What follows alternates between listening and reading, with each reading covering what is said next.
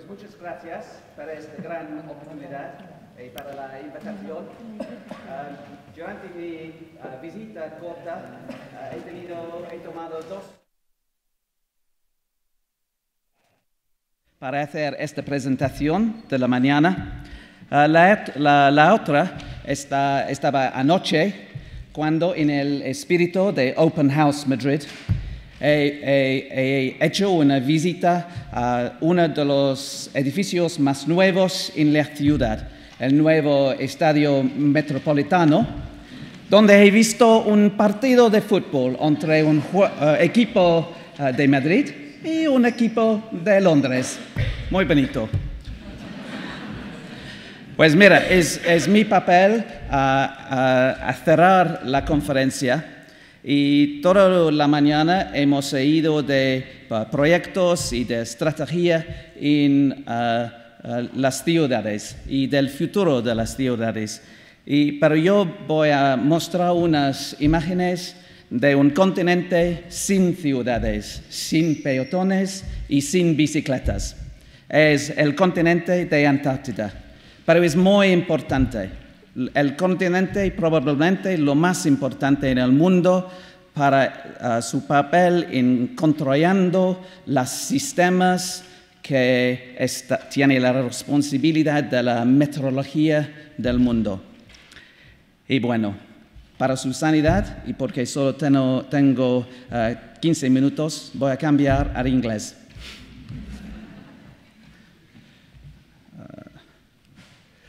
So this is Antarctica, seen from space, and the project I want to show you first is the Halley Research Station.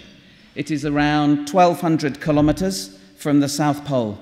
Antarctica is the coldest, the windiest, and the driest continent on Earth. In the winter, it has a population of 2,000 people. And yet it is the size of the United States and Mexico. This is the site of the British station.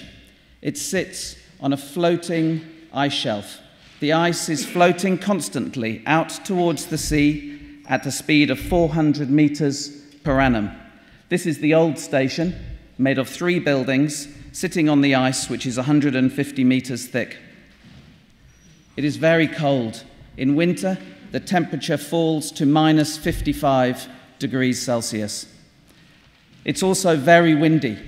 When the temperature rises in the summer to minus 5, so also the wind increases to 200 kilometers per hour.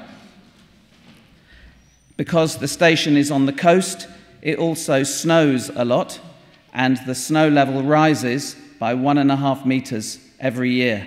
If you leave anything on the snow, it will be buried. It'll be buried. Your car, your vehicle, everything will be buried, even buildings. It's also 3 months of the year totally dark.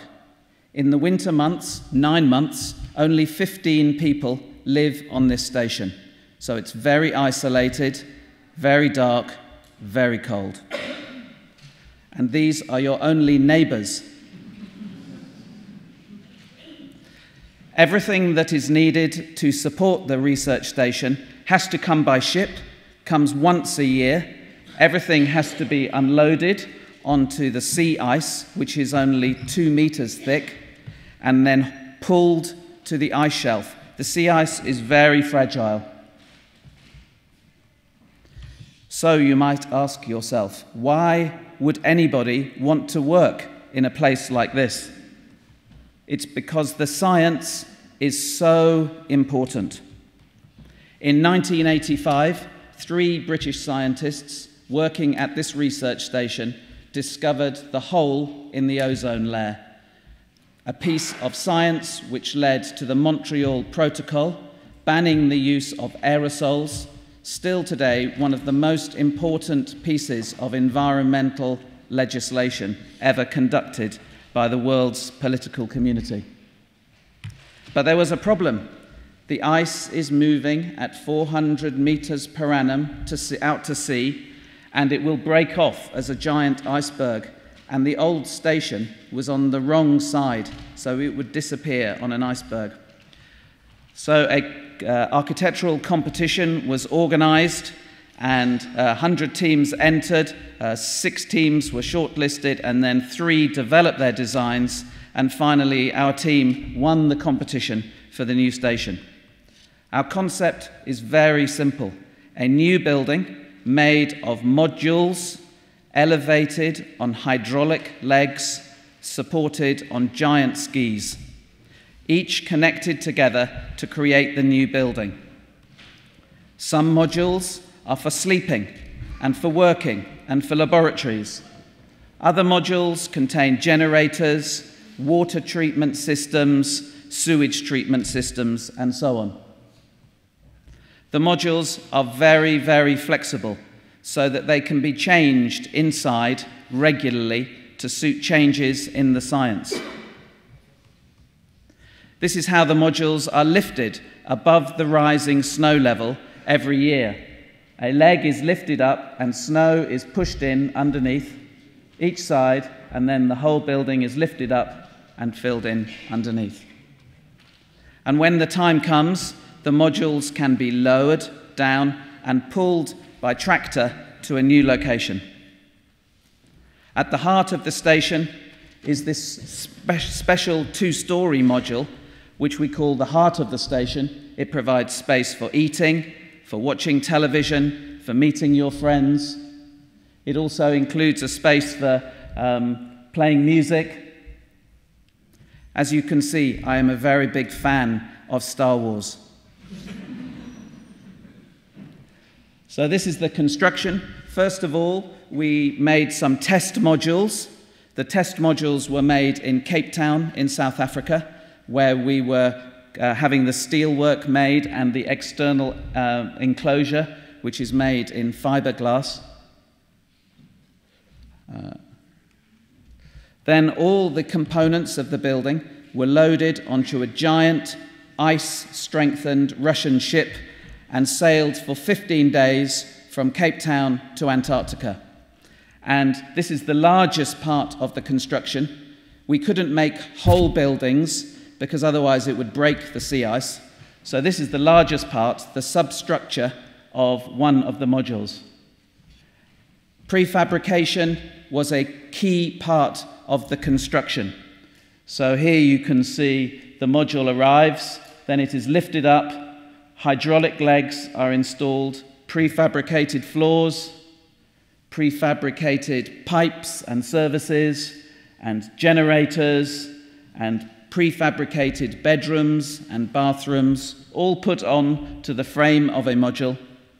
And then here the exterior is added, all with the windows pre-installed, because you can only build for 10 weeks in the year, otherwise it is far too cold. The assembly was like a car fabrication, and here you can see all the modules in a row. When the modules were completed, they could be moved to the site of the new station. Is there a movie? Pardon. Anyway, when they moved the modules, this is them all connected together. So on the right-hand side, sleeping, social space, 2 energy modules in case one breaks down, so you can rely on the other, and the science modules at the left-hand side. This is the meteorological observation deck for watching the weather all around the station. This is the main social module. It has a double height space inside. Some glass is clear, some glass is white glass, which has very good thermal properties, but it also allows a lot of light in. Here is the stair to the upper level, and of course, a picture of our Queen. Here is the upper level with big curved windows so you can look at the aurora. This is the north end of the station. These are the corridors. The corridors are wide in the middle of each module and higher so that natural light can be introduced in the summer. And here is the bedroom. You share your bedroom with one other person in summer, and then for 9 months of the year you have your own bedroom. We did a lot of work with a colour psychologist to help us to choose the colours. We invented a special light to wake people up on dark winter's days, which is similar to a rising sun, to help people, to stop them get seasonal affective disorder. And here we see the picture, the picture of the station coming out of winter. So it's been a very successful project for us. It is used by the British government as a demonstration of innovation. It has appeared on a stamp. It's appeared on a coin, but a coin that you can only use in Antarctica. And this is the best bit. I promise this is true. Somebody has put it as a tattoo on their arm. Of course, the very best thing is it helped us to work on some other projects, most importantly, the new Spanish Antarctic base, Juan Carlos I, on Livingston Island. This is the existing base at Livingston Island. It is further north than Halley. In the summer, all the snow melts. It is a centre for marine and biological research. It has a very fragile ecology. There are seals, penguins, and also plants that grow on this site. So it's very different from the British station. The building does not have to move, but it has to be safe to live in during the summer months. So the living accommodation is in 2 arms. Sleeping accommodation is in 2 arms. The living accommodation to the front, and the science module is to the back. And at each end are big windows so people can look out at the beautiful Antarctic scenery. The building is lifted so water which melts can flow underneath. And all the heavy equipment, all the mechanical plant is kept in the lower section, and all the living space in the upper level. And here we can see the station is now under construction and nearing completion. And finally, I thought I would show you, the conference is de Roma a Marte, pues tenemos que acabar con Marte. This is a project I have been working on with NASA. It's not the bottom project, it's just showing the similarity. The project is interesting. It's when a spaceship goes to Mars, there will be 6 astronauts on board. They will be on the spaceship between 9 months and 18 months.